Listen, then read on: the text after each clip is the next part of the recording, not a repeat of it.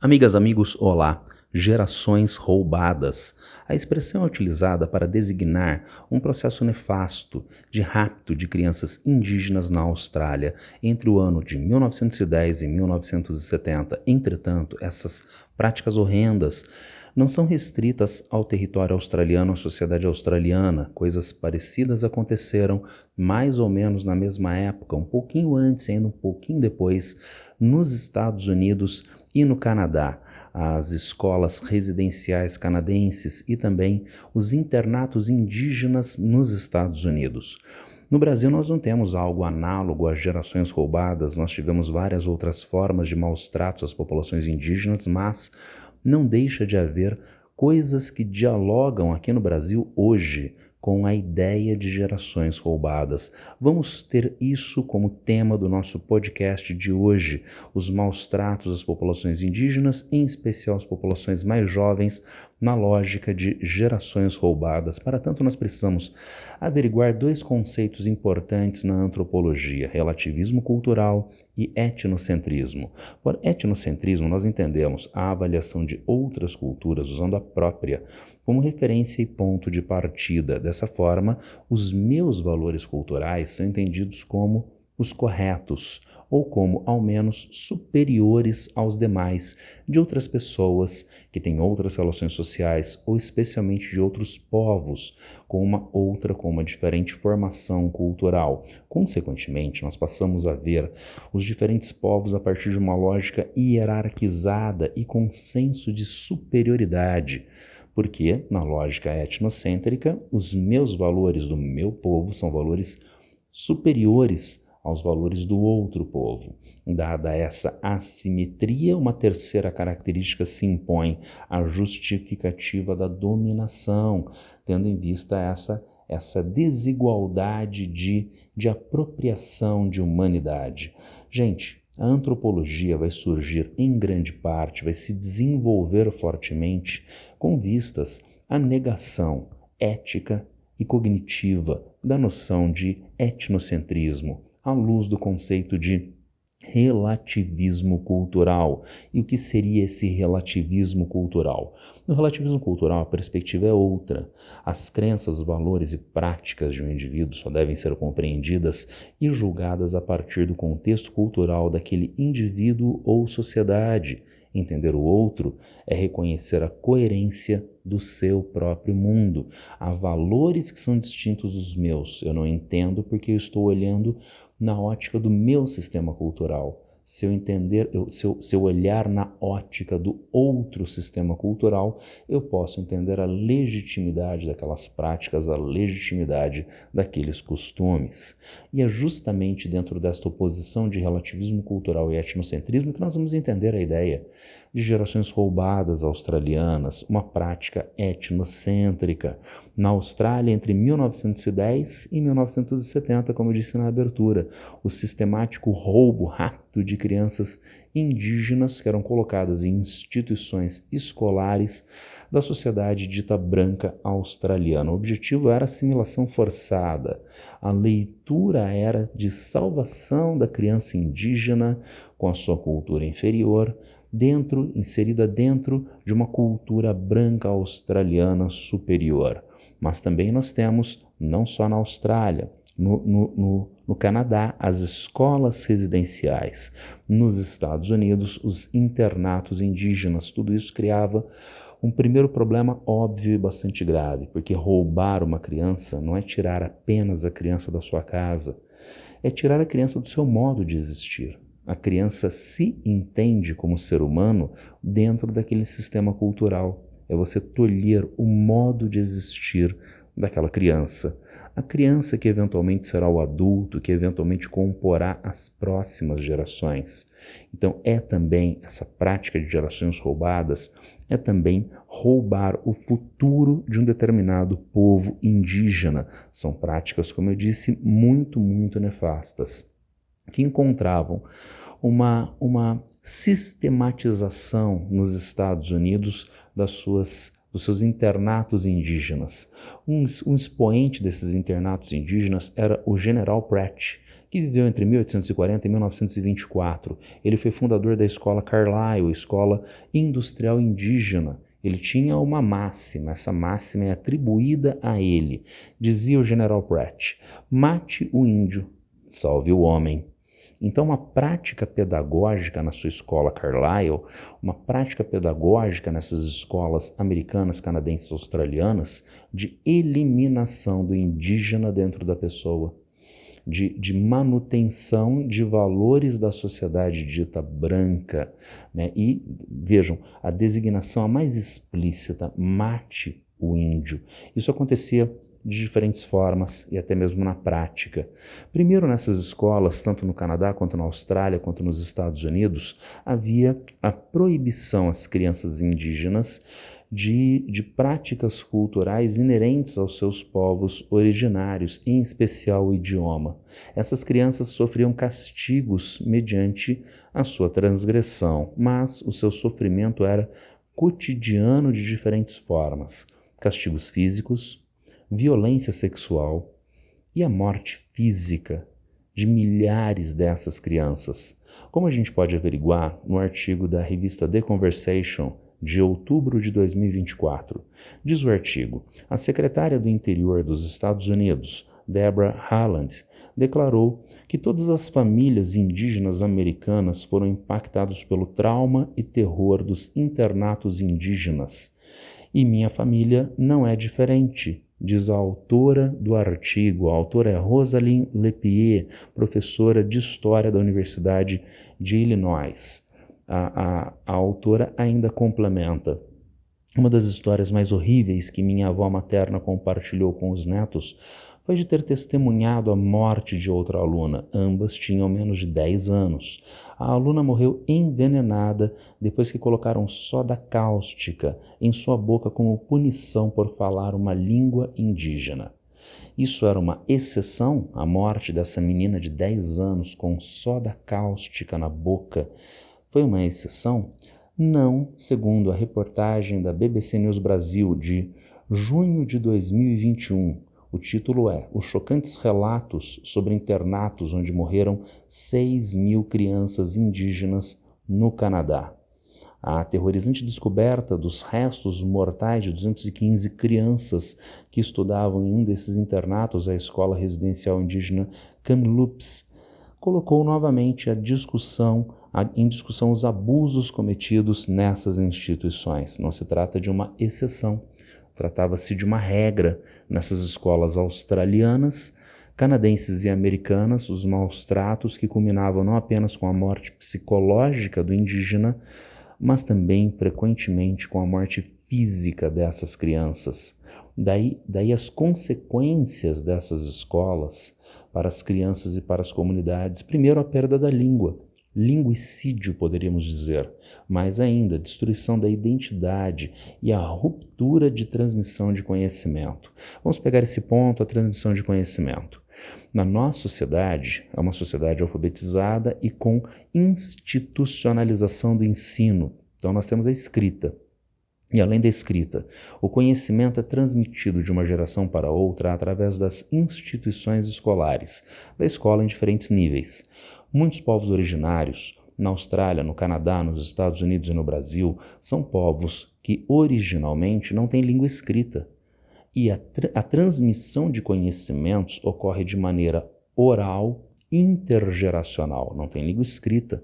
Então se fala, se ensina pela fala. E quem fala, quem ensina, não tem uma profissão de professor, é a geração mais velha que ensina a geração mais nova. Se não há geração mais nova, não há para quem ensinar, não há continuidade deste povo indígena. E ainda mais, trauma intergeracional e desestruturação familiar. Tendo em vista todos esses problemas que se desenrolaram com esses povos indígenas de maneira sustentável institucionalmente em países como Canadá, Austrália e Estados Unidos, no século XXI se abriu a temporada dos pedidos de perdão. Nos Estados Unidos, Joe Biden, tão tardiamente em 2024, disse Joe Biden: após 150 anos, o governo finalmente interrompeu o programa de internatos indígenas, mas nunca se desculpou formalmente. Peço desculpas formalmente hoje, como presidente dos Estados Unidos da América, pelo que fizemos. Disse ele, peço perdão, peço perdão, peço perdão. Não apenas Joe Biden, também temos o primeiro-ministro australiano Kevin Rudd. Em 2008 ele disse: pedimos desculpas pelas leis e políticas de sucessivos parlamentos e governos que infligiram profunda dor, sofrimento e perda a estes nossos compatriotas australianos. Além do primeiro-ministro australiano, presidente americano, também o primeiro-ministro do Canadá em 2008, Stephen Harper, disse: o governo do Canadá pede sinceras desculpas e pede perdão aos povos aborígenes deste país por terem falhado tão profundamente com eles. Mais do que esses três chefes de Estado, esses três chefes de governo, né, e o chefe de Estado dos Estados Unidos, o presidente Joe Biden, o próprio Papa Francisco, em 2022, em visita ao Canadá, fez um pedido de perdão a esses povos devido às ditas escolas residenciais canadenses. Disse Francisco, né, pedir perdão, pedir novamente perdão, dizer-vos mais uma vez que estou profundamente arrependido. Arrependido? O que Francisco fez pessoalmente? Óbvio, absolutamente nada. Mas ele é líder de uma instituição e boa parte dessas escolas residenciais eram escolas confessionais cristãs católicas. Portanto, a Igreja Católica tem uma responsabilidade dentro deste processo. As consequências das gerações roubadas não ficam paradas nesse nível tão grave que nós já averiguamos: perda da língua, destruição da identidade, da transmissão de conhecimento, trauma intergeracional e desestruturação familiar. Vão além. Os descendentes dessas gerações roubadas sofrem hoje com problemas de saúde mental e comportamental, com abuso de substâncias químicas, estão submetidos a relações sociais mais vulneráveis ao crime e são pessoas onde nós temos um peso maior da pobreza, das desigualdades sociais. Isso foi objeto de uma reportagem da The Conversation, que tratava especificamente das iniciativas da Austrália Ocidental de reparação. Os descendentes sofrem ainda hoje. Uma primeira etapa é o reconhecimento oficial que Joe Biden, que os primeiros ministros do Canadá e da Austrália fizeram. Mas é só uma primeira etapa, não basta, precisa de uma reparação. A reportagem da The Conversation nos trazia: atualmente 45,8% dos aborígenes na área metropolitana de Perth são proprietários de suas casas, em comparação com 70,4% dos não aborígenes. Os indígenas não têm casa própria. As demais pessoas têm casa própria. No geral, essas circunstâncias criaram, diz a reportagem, uma lacuna dentro da lacuna. Isso se refere à primeira lacuna, que é a dos povos aborígenes, que têm piores resultados de vida do que seus equivalentes não aborígenes. Novamente, né? Só 45% dos aborígenes têm residência própria em Perth, enquanto os não aborígenes, 70%. Mas a reportagem conclui: a lacuna dentro dessa lacuna é que os sobreviventes das gerações roubadas e seus descendentes têm resultados de vida piores do que a população aborígene em geral. E, portanto, o que fazer? Meramente o reconhecimento formal e pedido de desculpas? Insisto, isso é muito importante, mas é só um primeiro passo.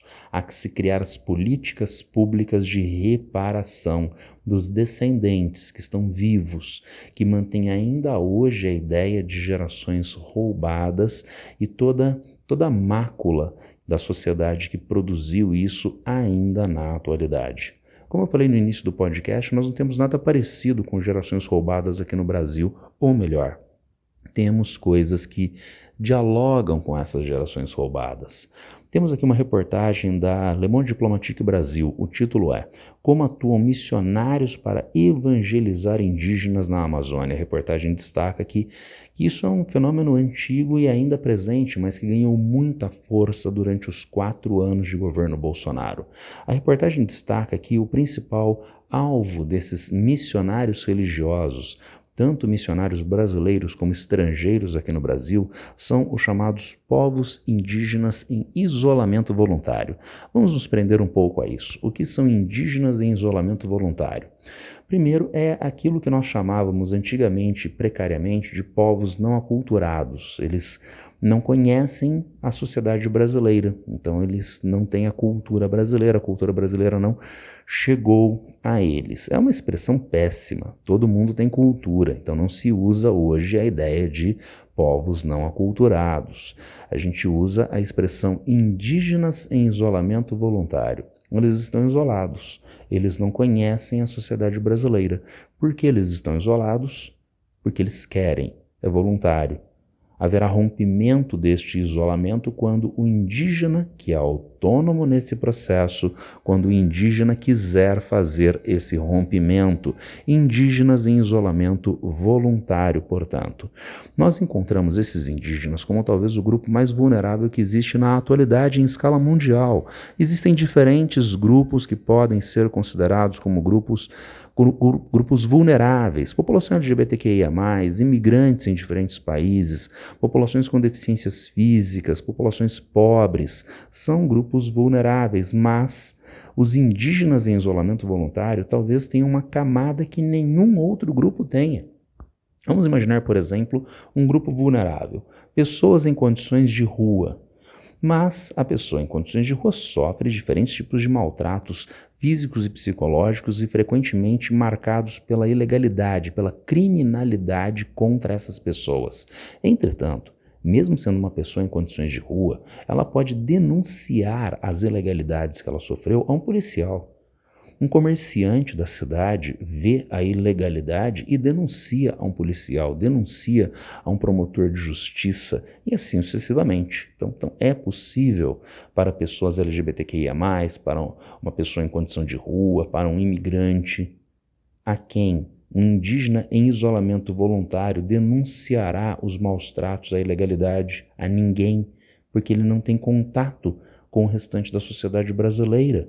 Então é um grupo que vive um grau de vulnerabilidade extrema e, por isso, a legislação brasileira exige que a Fundação Nacional dos Povos Indígenas, a FUNAI, identifique as áreas de ocorrência desses remanescentes indígenas em isolamento voluntário e crie a delimitação dessas áreas e o desalojamento de pessoas não indígenas dessas regiões. O objetivo é preservar essas populações indígenas dentro do seu viés cultural. Mas, como eu disse, esses missionários brasileiros e estrangeiros aqui no Brasil têm nos indígenas em isolamento voluntário um dos seus alvos prioritários. Isso não seria ilegal? Bom, a reportagem da Le Monde Diplomatique destaca o depoimento de Andrew Tonkin, um estrangeiro missionário aqui no Brasil.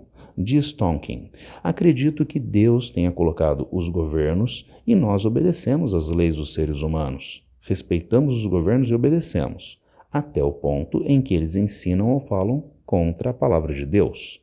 Nós colocamos Jesus e a palavra de Deus acima de tudo. É a nossa autoridade final. Talvez a Constituição brasileira exija a manutenção dos povos indígenas em isolamento voluntário, mas a legislação brasileira, na leitura de Tonkin, estaria contra a palavra de Deus. Então ele desrespeita as leis e instituições brasileiras para fazer a sua ação nefasta de dilapidação, de depredação da cultura alheia. E onde isso dialoga com gerações roubadas? Os jovens dessas populações, entre essas populações indígenas, são os principais alvos desses missionários religiosos, são pessoas mais vulneráveis a aspectos da cultura estrangeira, à própria cultura indígena, e principalmente vulneráveis à sedução pelas tecnologias trazidas pelo missionário religioso, o que introduz assimetrias políticas dentro da comunidade, em especial intergeracionais, com os jovens tendendo ao desrespeito às autoridades mais velhas, aos padrões de costumes que são mais antigos desses povos, levando então a uma deterioração da própria existência da comunidade indígena. Insisto, isto é uma atividade, é uma prática ilegal, é ilícito em diferentes perspectivas. No direito internacional, nós encontramos a Convenção 169 da Organização Internacional do Trabalho, Convenção 169 sobre povos indígenas e tribais de 1989. No seu artigo 5º, ela destaca em 3 itens, basicamente, a ideia de relativismo cultural, a afirmação do relativismo cultural, a afirmação da legitimidade dos valores culturais historicamente diferenciados dos ditos povos indígenas, povos tribais, povos originários. Bom, vocês podem pensar, é uma convenção internacional, o que isso tem a ver com o Brasil?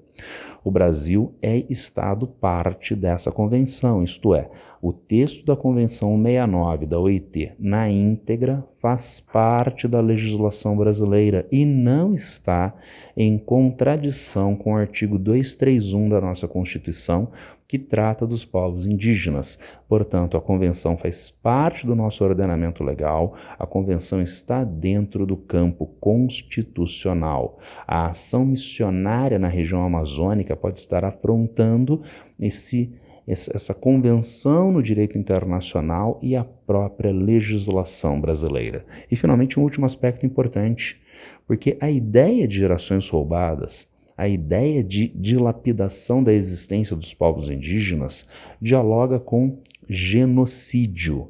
Nós encontramos a Convenção para a Prevenção e Repressão do Crime de Genocídio de 1948. Ela destaca no seu artigo 2º aspectos que são inerentes à prática de genocídio. São eles: matar membros de um grupo, causar-lhes lesões graves físicas ou mentais, submeter o grupo a condições de existência que levem à destruição física, impor medidas destinadas a impedir nascimentos e, finalmente, o último item, transferir à força crianças do grupo para outro grupo. Este último item é uma característica intrínseca das chamadas gerações roubadas, que pode então se caracterizar como crime de genocídio. Era isso para hoje no nosso podcast, um diálogo acerca de gerações roubadas, seus análogos nos Estados Unidos, os internatos indígenas, e no Canadá, as escolas residenciais, e a nefasta ação de alguns missionários nativos e estrangeiros aqui nas terras indígenas brasileiras, que acabam tendo práticas análogas à das ditas gerações roubadas.